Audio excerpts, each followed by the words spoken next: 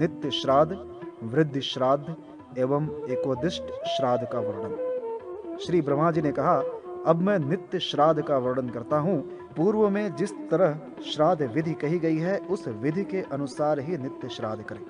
विशेषता यह है कि नित्य श्राद्ध में ओम अमुक गोत्राणामस्मत् पिता महामनाम अमुकस्मरणाम सपत्निकानाम श्राद्धम सिद्धानेन युष्मा स्वहम करिष्ये, ऐसा कहकर श्राद्ध का संकल्प करना चाहिए।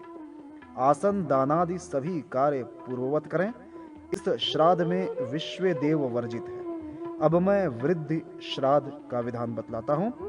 वृद्धि श्राद्ध में भी इस श्राद्ध की ही भांति प्रायः सभी कार्य करना चाहिए। इसके अतिरिक्त जो विशेष है उसे कहता हूँ। पैदा हुए पुत्र के मुख को देखने के पहले वृद्धि श्राद्ध करना चाहिए। यह श्राद्ध पूर्वाभिमुख और दक्षिणोपवीत सव्य होकर यव बेर कुश देव तीर्थ के द्वारा नमस्कार तथा दक्षिणा आदि उपचार पूर्वक करें। दक्षिण जानू को ग्रहण कर विश्व देवों का ब्राह्मणों में आवाहन करें। आमंत्रण से पूर्व ब्राह्मणों से अनुज्ञा प्राप्त करने के लिए इस प्रकार ब्राह्मणों से निवेदन करें। अपने कुल के अमुक की उत्पत्ति के शुभ अवसर पर अपने पितृ पक्ष एवं मातृ पक्ष के पितरों का श्राद्ध करने के लिए वसु सत्य नाम के विश्व देवों का आप लोगों में आवाहन कर सिद्ध अन्न से उनका श्राद्ध करना चाहता हूँ। ब्राह्मणों के द्वारा अपने में विश्व देवों के आवाहन की आज्ञा मिलने पर उन ब्राह्मणों में वसु सत्य नाम के विश्व देवों का आवाहन करना चाहिए। यहाँ मूल ग्रंथ के अनुसार संस्कृत वाक्यों का ही प्रयोग होना चाहिए। इसी प्रकार अन्य ब्राह्मणों में पितरों का भी आवाहन करना चाहिए। बाद में ओम विश्व देवा स आगत इत्यादि मंत्र से वसु तथा सत्य नाम वाले विश्व देवों का आवाहन कर उन्हें आसन तथा गंधादि दान कर अच्छी द्राव धारण का वाचन करें। इसके बाद प्रपितामही आदि का अनुज्ञापन, आसन दान, गंधादि दान और अच्छिंद्रावधारण वाचन करना चाहिए। इसी प्रकार पितामही माता और प्रपितामह की अनुज्ञा ग्रहण कर आसन आवाहन और गंधादि दान तथा अविच्छिंद्रावधारण करके प्रपितामह वृद्ध प्रमातामह आदि की अनुज्ञा ग्रहण कर आसन आवाहन एवं गंधादि का दान करें। तदनंतर ओम वसु सत्य संग केभ्य इत्यादि मंत्र पढ़कर इसी प्रकार पितामही और मातामह प्रमातामह के लिए अन्न संकल्पादि क्रिया करनी चाहिए। यकोदिष्ट श्राद्ध में पूर्व के समान सभी कार्य करना चाहिए। इसमें विशेष ये है कि प्रथम ब्राह्मण निमंत्रण, पाद प्रक्षालन, आसन दान करके अधः अमुक गोत्रस्य मप्ति तुर्मुक देव समर्पण प्रति संवत्सरिक मेधोष्ट श्राद्धम सिद्धानेन युष्मा स्वहम करिष्ये। इस संकल्प वाक्य से अनुज्ञा ग्रहण पूर्वक आसन दान और गंधादि तथा पक्वान्न प्रदान करना चाहिए। इसके बाद रुचिर स्तवादिका पाठ कर तथा यज्ञ सूत्र यज्ञोपवीत कंठ में धारण कर उत्तराभिमुख होकर अतिथि श्राद्ध करें। पितरों की तृप्ति जानकर दक्षिणामुख हो, वामोपवीत अपसव्य होकर कर्म से उच्छिष्ट अन्न के समीप में अग्नि दग्धाश्च इत्यादि मंत्र से अन्न विकरण करें। तदनंतर अमुक गोत्र मतपिता से मंडल रेखा के ऊपर जलधारा दें। अन्य कार्य पूर्व के समान ही समझना चाहिए। सपिंडीकरण श्राद्ध की विधि। श्री ब्रह्मा जी ने कहा, हे व्यास जी, अब मैं सपिंडीकरण श्राद्ध का वर्णन करता हूँ। मृत्यु के साल भर बाद मृत्यु तिथि पर यह श्राद्ध करना चाहिए। इस श्राद्ध को यथा समय विधिवत करने से प्रेत को पितृलोक की प्राप्ति होती है। सपिंडीकरण श्राद्ध अपराह्न में करना चाहिए। सभी अनुष्ठान प्रायः अन्य श्राद्धों के समान करें। इसमें जो विशेष है वही कहा जा रहा है। पिता महादि के प्रतिनिधि ब्राह्मणों को निमंत्रित कर ओम पुरूर मोवाद्रव संग केभ्यो से वाम पार्श्व में आसन रखकर पुरुरवा और माद्रव नाम के विश्व देवों का आवाहन करना चाहिए। पितामह प्रपितामहानाम इत्यादि वाक्य से श्राद्ध के पितामह आदि के प्रतिनिधि ब्राह्मणों से अनुज्ञा ग्रहण कर 3 पात्र स्थापित करें। उन पात्रों के ऊपर कुश रखकर दूसरे पात्र से उन्हें ढक दें और आवाहन करें। इसके बाद अन्य श्राद्धों के समान अच्छी द्राव धारण तक की क्रिया करके सपत्निक पिता को प्रेत पद अंत में प्रयुक्त कर उनका नाम उच्चारण करें। श्राद्ध की अनुज्ञा ले ले तदनंतर देवोपात्राच्छिन्न द्राव धारण करें। यथा विधान कार्यों को संपन्न कर पितामह प्रपितामह वृद्ध प्रपितामह के पात्रों का क्रम से संचालन कर उद्घाटन कर ओम ये सामान समनसो इत्यादि मंत्रों से पितृपात्र का जल पितामह और प्रपितामह के पात्र में छोड़ें। वृद्ध प्रपितामह के पात्र को छोड़कर पितामह प्रपितामह के पात्र का जल और पवित्र पितृ पात्र में निक्षिप्त करें। तदनंतर पितृ ब्राह्मण के हाथ में अर्धपात्रस्थ पवित्रक देकर उसमें स्थित पुष्प ब्राह्मणों के सिर, हाथ और चरणों में समर्पित करना चाहिए।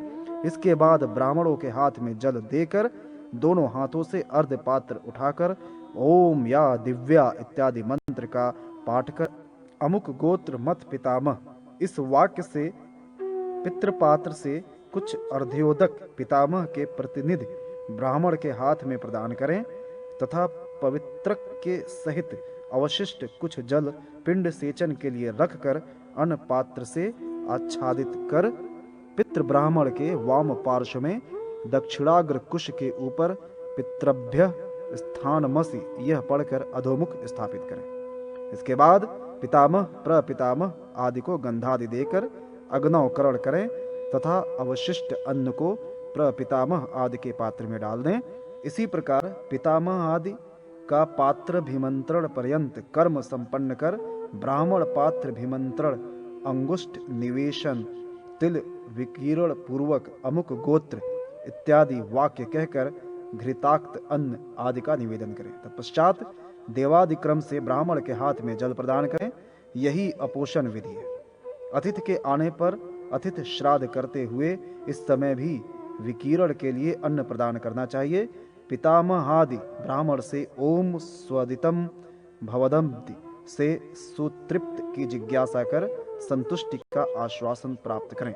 अमुक गोत्र इत्यादि वाक्य से पिंडदान और पिंड पात्र मच्छिंद्र मस्तु कहकर सभी कार्यों की समाप्ति के बाद पिंड के 2 हिस्से कर ये समाना समनस आदि मंत्रों का पाठ करें और पितामह वृद्ध प्रति पितामह पिंड के साथ पिता का पिंड मिला दें। पिंड के ऊपर गंधादि रखकर पिंड चालन करना चाहिए।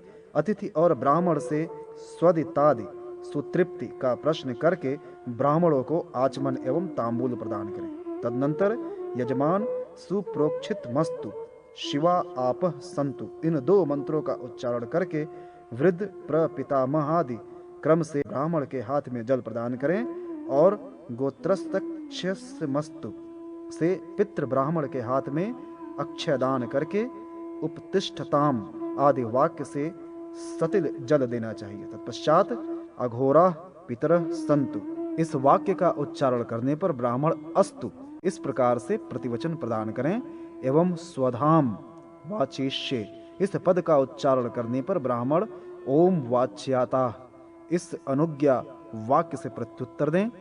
पिता महादिभ्यम स्वधा उच्चताम इस प्रकार यजमान के कहने पर अस्तु स्वधा ऐसा ब्राह्मण बोलें। फिर पितृभ्य स्वधा उच्चताम ऐसा कहकर आज्ञा प्राप्त करें। तदनंतर ओम ऊर्ज वहंति इत्यादि मंत्र से दक्षिणाभिमुख होकर जलधारा दें। पुनः ओम विश्वदेवा अस्मिन् यज्ञे प्रियंताम यह मंत्र पढ़कर देव ब्राह्मण के हाथ में यव और जल देकर ओम देवताभ्य इत्यादि मंत्र 3 बार पाठ करें। पिंड पात्रों को परिचालित कर आचमन पूर्वक पिता महादिक्रम से दक्षिणा दें। पितृ ब्राह्मण से आशीषो में प्रदयंताम इस वचन से आशीर्वाद की प्रार्थना करें। ब्राह्मण प्रतिगृहताम इस वाक्य से प्रत्युत्तर प्रदान करें। पुनः दातारो नो भी वर्धयांतम आदि मंत्र का पाठ कर अर्धपात्र को ऊर्ध्वमुख कर वाजे वाजे इत्यादि मंत्र से देव ब्राह्मण एवं अभिरयंताम इस मंत्र से पितृ ब्राह्मण का विसर्जन करना चाहिए। हे व्यास, मैंने आपको सपिंडीकरण श्राद्ध का विधान बताया। श्राद्ध, श्राद्धकर्ता और श्राद्ध फल, इन तीनों को विष्णु रूप जानना चाहिए। धर्म सार का कथन। श्री ब्राह्मण जी ने कहा, हे शंकर, अब मैं सभी पापों का विनाश करने वाले तथा भोग और मोक्ष प्रदान करने वाले अतिशय सूक्ष्म धर्म सार को संक्षेप में कहता हूं, आप सुने। शोक शास्त्रीय ज्ञान, बल, धर्म, धैर्य, सुख और उत्साह, इन सब का हरण कर देता है। अर्थात शोक के प्रभाव से सभी सात्विक वृत्तियां विनष्ट हो जाती हैं। इसीलिए सर्वतोभाव से शोक का परित्याग करना चाहिए।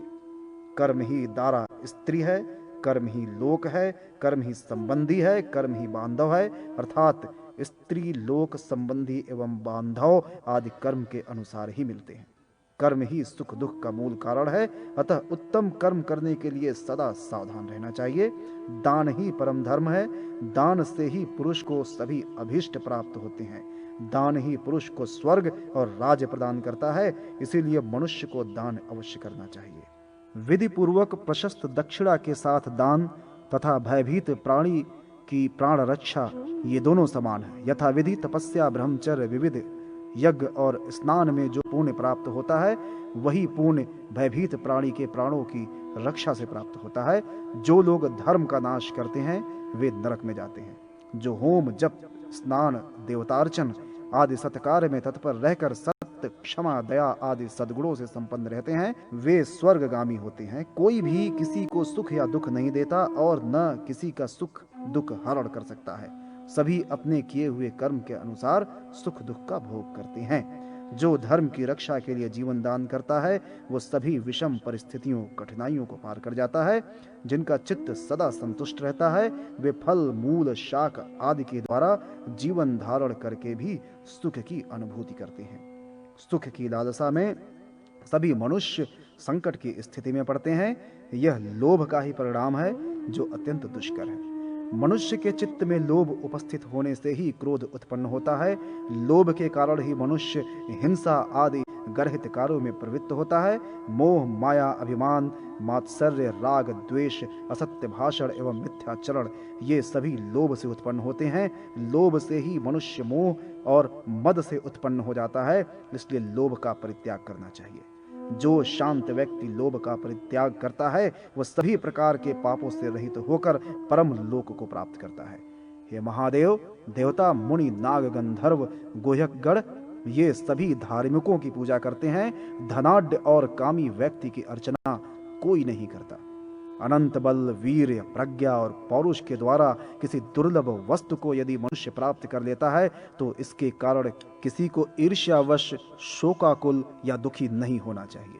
सभी प्राणियों के प्रति दया का भाव रखना, सभी इंद्रियों का निग्रह करना और सर्वत्र अनित्य बुद्धि रखना, यह प्राणियों के लिए परम श्रेयस्कर है। मृत्यु सामने वर्तमान है, यह समझकर जो व्यक्ति धर्माचरण नहीं करता, उसका जीवन बकरी के गले में स्थित स्तन के समान निरर्थक है। हे वृषध्वज, इस लोक में गोदान से बढ़कर कोई दान नहीं है। जो न्यायोपार्जित धन से प्राप्त गौ का दान करता है, वे अपने संपूर्ण कुल को तार देते हैं। हे वृषध्वज, अन्न दान से श्रेष्ठ और कुछ भी दान नहीं है, क्योंकि संपूर्ण चराचर जगत अन्न के द्वारा ही प्रतिष्ठित है। कन्यादान, वृषोत्सर्ग, जप, तीर्थ सेवा, वेदाध्ययन, हाथी, घोड़ा, रथ आदि का दान, मणिरत्न और पृथ्वी दान, ये सभी दान अन्नदाता के 16वें अंश की भी बराबरी नहीं कर सकते। अन्न से ही प्राणियों के प्राण, बल, तेज, वीर, घृति और स्मृति, ये सभी प्रतिष्ठित रहते हैं। जो कूप, वापी, तड़ाग और उपवन का निर्माण कर लोगों की संतुष्टि के लिए प्रदान करते हैं, वे अपनी 21 पीढ़ियों का उद्धार कर विष्णु लोक में प्रतिष्ठा प्राप्त करते हैं। साधुओं का दर्शन करना अतिशय पुण्यदायक है। यह सभी प्रकार के तीर्थों से भी उत्तम है। तीर्थ तो समय आने पर फल प्रदान करता है, किंतु सज्जनों का संग उसी क्षण फल प्रदान करता है। सत्य, दम, तपस्या, शौच, संतोष, क्षमा, सरलता, ज्ञान, शम, दया और दान, इनको सनातन धर्म माना गया है। प्रायश्चित निरूपण, चंद्रायणादि विभिन्न व्रतों के लक्षण तथा पंचगव्य विधान। श्री ब्रह्मा जी ने कहा, अब मैं नारकीय पापों को विनष्ट करने वाले प्रायश्चित आदि कर्मों का वर्णन करूंगा। मक्खी, जलकण, स्त्री, पृथ्वी पर प्राकृत रूप से एकत्र जल, अग्नि, बिल्ली और नेवला ये सदैव पवित्र माने गए हैं।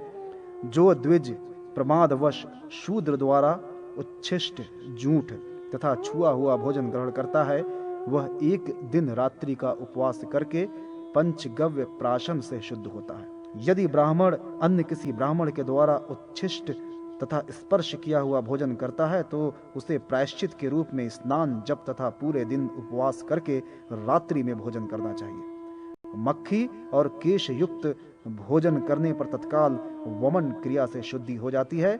जो मनुष्य किसी भोज्य पदार्थ को एक हथेली में रखकर दूसरे हाथ की एक अंगुली या पूरे हाथ से खाता है और उसके बाद जल नहीं पीता है तो उसे एक दिन और एक रात्रि का उपवास करना चाहिए। एक हथेली में रखकर दूसरे हाथ से भोजन का जल भी पी लिया जाए तो और कठिन प्रायश्चित विहित है, क्योंकि ऐसे भोजन में बिना संकोच पूर्ण संतुष्ट होने का भाव स्पष्ट है। पीने से बचे हुए तथा बाएं हाथ से ग्रहण किए गए जल का पान करना मदिरा पान के समान होता है। चमड़े के पात्र में रखा गया जल अपवित्र होता है, उसे नहीं पीना चाहिए। यदि किसी द्विज के घर अज्ञानवश ही कोई अंत्यज निवास कर ले तो उस द्विज को शुद्धि के लिए चंद्रायण अथवा पराक व्रत करना आवश्यक है। ब्राह्मण के घर में शूद्र का प्रवेश होने पर तथा बाद में जानकारी होने पर ब्राह्मण को प्रजापत्य व्रत करके प्रायश्चित करना चाहिए। जो ब्राह्मण घर में शूद्र के प्रविष्ट होने पर पकवान का भोजन करता है उसे अर्धकृच्छ्व्रत करना चाहिए। अर्धकृच्छ्व्रत के योग्य जो अशुचि है उसके घर में अन्य कोई ब्राह्मण यदि भोजन करता है तो उसको भी 1/4 कृच्छ्व्रत का पालन करना चाहिए। जो द्विज, धोबी, नट एवं बांस और चमड़े से जीविकोपार्जन करने वालों के द्वारा अर्जित अन्न का भोजन करता है उसे चंद्रायण व्रत करना चाहिए। चांडाल के कुएं अथवा पात्र में स्थित जल का पान अज्ञानवश भी जो ब्राह्मण कर लेता है उसे सांतपन्न व्रत करना चाहिए। वैश्य के लिए यह प्रायश्चित आधा ही माना गया है। यदि कोई शूद्र उक्त निषिद्ध जल का पान करता है तो उसको तत्संबंधी व्रत का 1/4 प्रायश्चित करना चाहिए। अज्ञानवश ब्राह्मण के घर अंत्यज के प्रवेश हो जाने पर उस ब्राह्मण को 3 कृच्छ्व्रत करना चाहिए। अंत्यज के घर में आ जाने मात्र से उत्पन्न अपवित्रता का निराकरण पराक व्रत के अनुष्ठान से होता है। अंत्यज के द्वारा उच्छिष्ट भोजन करने पर द्विज चंद्रायण व्रत करके शुद्ध हो जाता है। जब कभी प्रमादवश कोई ब्राह्मण चांडाल द्वारा दिए गए अन्न का भोजन कर लेता है तो उसे चंद्रायण एंदव व्रत करना चाहिए। ऐसी ही अपवित्रता में क्षत्रिय को 6 दिन और वैश्य को 2 दिन का सांतन व्रत करना चाहिए। यदि प्रमादवश ब्राह्मण और चांडाल एक ही वृक्ष के नीचे एक साथ फल खा लेते हैं तो वह ब्राह्मण एक दिन रात के उपवास से शुद्ध होता है। यदि ब्राह्मण भोजनोपरांत बिना आचमन इत्यादि किए चांडाल का स्पर्श कर लेता है तो उसे 8000 गायत्री अथवा 100 द्रुपदा दिव मंत्र का जप करना चाहिए। चांडाल अथवा स्वपच के द्वारा किए गए विष्ठा और मूत्र के स्पर्श हो जाने पर ब्राह्मण को 3 रात का उपवास करना चाहिए।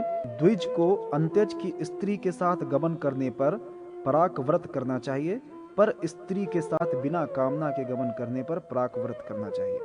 जो द्विज मध्यादि से अशुद्ध पात्र में रखे हुए जल का पान करता है वह कृच्छ पादव्रत तथा पुनः संस्कार से शुद्ध होता है। जो ब्राह्मण वज्र, विद्युत, पात अथवा अग्नि, वायु के कारण अकस्मात उत्पन्न उपद्रव से ग्रस्त होने के कारण अपना घर छोड़ने तथा अन्नापानादि को लेकर किसी अंत्यज के घर में रहने के लिए विवश होते हैं उन्हें 3 कृच्छ और 3 चंद्रायण व्रत करना चाहिए। मुनि वशिष्ठ ने तो उक्त निषिद्ध कर्म करने पर ब्राह्मण के लिए पुनः जातक मर्दादि संस्कारों के द्वारा शुद्ध होने का विधान बताया है। कोई स्वयं उच्छिष्ट भोजन के बाद मुख एवं हाथ का प्रक्षालन नहीं किया है तो उसके उच्छिष्ट भोजन करने के बाद शेष अन्न का भक्षण करने पर अथवा कुत्ते या शूद्र से पृष्ठ सिद्ध अन्न का भक्षण करने पर द्विज 1 दिन रात्रि पर्यंत उपवास तथा पंचगव्य प्राशन से शुद्ध होता है। यदि ब्राह्मण किसी वर्ण बहिष्कृत व्यक्ति को छू लिया जाता है तो उसे 5 रात्रियों का उपवास करना चाहिए। अविच्छिन्न गति से गिरने वाली जलधारा, वायु के झोंके से उड़ाई गई धूलि के कण, स्त्री, बालक और वृद्ध कभी दूषित नहीं होते। स्त्रियों का मुख, पक्षियों के द्वारा गिराया गया फल, प्रसव काल में बछड़ा तथा हरिण का शिकार करते समय कुत्ता सदैव पवित्र रहता है। जल में रहने वाली वस्तु जल में और स्थल में पाई जाने वाली वस्तु स्थल में अपवित्र नहीं होती। धार्मिक कृत्य करते समय पैर का स्पर्श हो जाने पर द्विज आचमन द्वारा शुद्ध हो जाता है। जिस कांस्य पात्र में मदिरा नहीं लगी है वह अन्य किसी कारण से अपवित्र हो गया हो तो पवित्र भस्म के द्वारा मांजे जाने पर शुद्ध हो जाता है। मूत्र या मदिरा के द्वारा अशुद्ध पात्र को अग्नि में डालकर शुद्ध किया जा सकता है।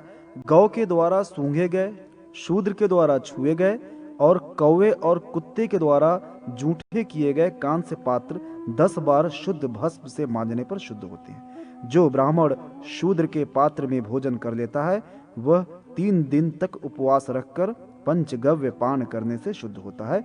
जो ब्राह्मण उच्छिष्ट पदार्थ या उच्छिष्ट प्राणी का स्पर्श करता है अथवा कुत्ते या शूद्र का स्पर्श करने से अपवित्र हो गया हो वह भी 3 दिन के उपवास और पंचगव्य के पान से शुद्ध हो जाता है। रजस्वला स्त्री का स्पर्श करने पर उपवास करके पंचगव्य पान करने से शुद्धि होती है।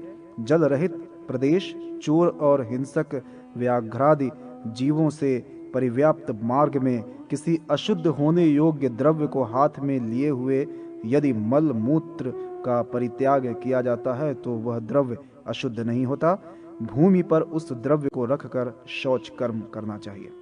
कांजी, दही, दूध, मट्ठा, कृसरान्न शूद्र से भी गाय है। मधु अंत्यज से भी ग्रहण किया जा सकता है। जो ब्राह्मणादि गुड़ की बनी हुई, पीठी की बनी हुई या महुआ की बनी हुई मदिरा पान करते हैं उन्हें अग्नि के समान संतप्त सुरा का पान करके शुद्ध होना चाहिए। जो ब्राह्मण और क्षत्रिय सूतक युक्त घर के पात्र में जल अथवा भोजन ग्रहण कर लेते हैं उन्हें क्रमशः 500 और 100 गायत्री मंत्रों का जाप करना चाहिए। जब घर में सूतक पड़ जाता है तो उस समय ब्राह्मण, क्षत्रिय, वैश्य और शूद्र क्रमशः 10 दिन, 12 दिन, 15 दिन तथा 1 मास के बाद शुद्ध हो जाते हैं। युद्धरत राजाओं की, यज्ञ दीक्षित की तथा परदेश में गए हुए लोगों की सूतक होने पर तत्काल स्नान से शुद्धि हो जाती है। 1 मास के बालक की मृत्यु होने पर भी स्नान से सध शुद्धि का विधान है। अविवाहित कन्या, यज्ञोपवीत संस्कार रहित द्विज, दांत निकल आए हुए बालक तथा 3 वर्षीय कन्या के मृत्यु होने पर 3 रात्रियों का अशौच होता है। जनना शौच में गर्भस्राव होने पर भी 3 रात्रियों का अशौच माता के लिए माना गया है। प्रसूता स्त्रियां 1 मास तक अशुद्ध रहती हैं। रजस्वला स्त्री 4थे दिन शुद्ध हो जाती है। देश में दुर्भिक्ष एवं किसी आकस्मिक कारणवश विप्लव होने की स्थिति में जन्म अथवा मृत्यु का अशौच होने पर भी देश हित के लिए दान आदि धर्म यथा नियम किए जा सकते हैं। दीक्षा काल में, विवाहादि में, देव पितृ निमंत्रण में, देवताओं द्वारा ब्राह्मणों के निमंत्रित हो जाने पर या पूर्व संकल्पित कार्यों के बीच भी यदि घर के किसी व्यक्ति की मृत्यु हो जाती है अथवा कोई बच्चा जन्म लेता है तो उस समय अशौच नहीं होता है। द्विज प्रसूता पत्नी का स्पर्श करने से अशौच युक्त हो जाता है। यहाँ अग्नियों का आवाहन होता है। जहाँ वेदों का पठन पाठन होता है अथवा जहाँ वैश्व देव यज्ञ आदि धार्मिक कृत्यों का संपादन होता है वहाँ सूतक दोष नहीं होता। अशुद्ध घर में भोजन करने पर ब्राह्मण 3 रात्रि उपवास के पश्चात शुद्ध होता है। कोई ब्राह्मण, क्षत्रिय, वैश्य और शूद्र की स्त्री रजस्वला हो जाए और परस्पर एक दूसरे का स्पर्श करे तो ब्राह्मणी 3 रात में, क्षत्रिय की स्त्री 2 रात में, वैश्य की स्त्री 1 दिन में उपवास करने के पश्चात शुद्ध होती है। शूद्रक की स्त्री तो सध स्नान करने के बाद ही शुद्ध हो जाती है। कुत्ते, सियार और बंदर को कुएं में गिरा हुआ देखकर उस कूप का जल पीने से ब्राह्मण 3 दिन, क्षत्रिय 2 दिन तथा वैश्य 1 दिन के उपवास के पश्चात शुद्ध होता है। यदि कुएं में हड्डी, चमड़ा, किसी प्रकार का मल या चूहा आदि गिर जाए तो उसे कुएं से बाहर निकालकर कुएं का कुछ जल निकाल देना चाहिए तथा पंचगव्य डालकर कुएं को शुद्ध करना चाहिए। यदि तड़ाग या पुष्करणी आदि का जल दूषित हो गया हो तो उसमें शुद्ध भस्मादि डाल देना चाहिए और 6 घड़ा जल उसमें से निकालकर पंचगव्य डाल देना चाहिए। ऐसा करने से वो शुद्ध हो जाता है। यदि रजस्वला स्त्री का रजस्राव कूप जल के मध्य हो जाता है तो उसमें से 30 घड़ा जल निकाल देना चाहिए। अगम्या स्त्री का गमन, मध तथा गोमांस का भक्षण करके ब्राह्मण चंद्रायण व्रत, क्षत्रिय प्रजापत्य व्रत, वैश्य सांतपन व्रत करने से और शूद्र 5 दिन उपवास करने के बाद शुद्ध हो जाता है। किंतु प्रायश्चित करने के बाद ऐसे सभी व्यक्तियों के लिए अपेक्षित है कि वे गोदान करें और ब्राह्मण भोजन भी कराएं। क्रीड़ा तथा शयनादि के समय नील लगा हुआ वस्त्र दूषित नहीं होता। अन्य कार्यों में तो नील लगे हुए वस्त्रों का स्पर्श नहीं करना चाहिए। ऐसे वस्त्रों को धारण करने वाले नरक में जाते हैं। जो मनुष्य अवरोध उत्पन्न करने के लिए पशु के 2 पैरों में बंधन लगाने का पाप करता है और उस पशु की मृत्यु जलाशय के समीप, वन में अथवा घर में जलने से या कंठ में रस्सी बांधने, घंटी, घुंघरू आदि आभूषणों के पहनाने से ही हो जाती है, तो उस मनुष्य को कृच्छपाद व्रत करना चाहिए। गाय के शरीर की हड्डी तोड़ने पर, सींग तोड़ने पर, चमड़ा भेदन करने पर तथा पूंछ काटने पर लगे हुए पाप का प्रायश्चित आधे मास तक यावक पान करने से होता है। हाथी, घोड़े और शस्त्र आदि से गौ की ऐसी क्षति होने पर कृच्छ व्रत करना चाहिए। यदि अनजान में ब्राह्मण, क्षत्रिय और वैश्य मल, मूत्र, मदिरा से संस्पृष्ट पदार्थ का भोजन कर लें तो उन्हें पुनः द्विजातीय संस्कार करना चाहिए। पुनः द्विजातीय संस्कार के समय केश मुंडन, मेखला धारण, दंड ग्रहण और भिक्षा चरणादि की आवश्यकता नहीं है।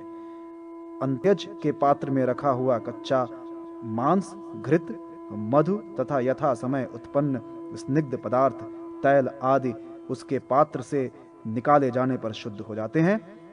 क्रमशः प्रथम दिन एक भक्त व्रत, दूसरे दिन नक्त व्रत, तीसरे दिन अयाचित व्रत करते हुए जो उपवास किया जाता है वह पाद कृच्छ व्रत है। कृच्छार्ध का द्विगुण प्रजापत्य व्रत कहा जाता है। यह सभी पापों का विनाशक है। 7 उपवास करने से कृच्छ व्रत पूर्ण होता है। इसी को महाशांतपन व्रत के नाम से स्वीकार किया जाता है। 3 दिन गर्म जल मात्र, उसके बाद 3 दिन दूध मात्र और उसके बाद 3 दिन गर्म घृत पान करते हुए जो व्रत किया जाता है वह तप्त कृच्छ व्रत है। यह समस्त पापों को विनष्ट करने वाला है। 12 दिनों तक जल मात्र ग्रहण कर उपवास करने से एक पराक व्रत संपन्न होता है। यह व्रत सभी पापों का विनाशक है। जिस व्रत में शुक्ल पक्ष की प्रतिपदा तिथि को 1 ग्रास मात्र भोजन करके क्रमशः पूर्णिमा पर्यंत प्रत्येक तिथि को 1-1 ग्रास भोजन की वृद्धि की जाती है और उसके बाद कृष्ण पक्ष की प्रतिपदा तिथि से प्रतिदिन अमावस्या तिथि तक 1-1 ग्रास भोजन की मात्रा कम की जाती है, इसे चंद्रायण व्रत कहते हैं। सोने के समान वर्ण वाली गाय का दूध, श्वेत वर्ण वाली गाय का गोबर, ताम्र वर्ण वाली गाय का मूत्र, नील वर्ण वाली गाय का घृत तथा कृष्ण वर्ण वाली गाय की दही प्रशस्त है। इन चारों के साथ कुशोदक मिलाकर जो पदार्थ तैयार किया जाता है उसको पंचगव्य कहते हैं। इस मिश्रण में गोमूत्र की मात्रा 8 माशा, गोबर की मात्रा 4 माशा, दूध की मात्रा 12 माशा, दही की मात्रा 10 माशा और घृत की मात्रा 5 माशा कही गई है। इस विधि से तैयार किया गया पंचगव्य सभी मलों का विनाशक होता है।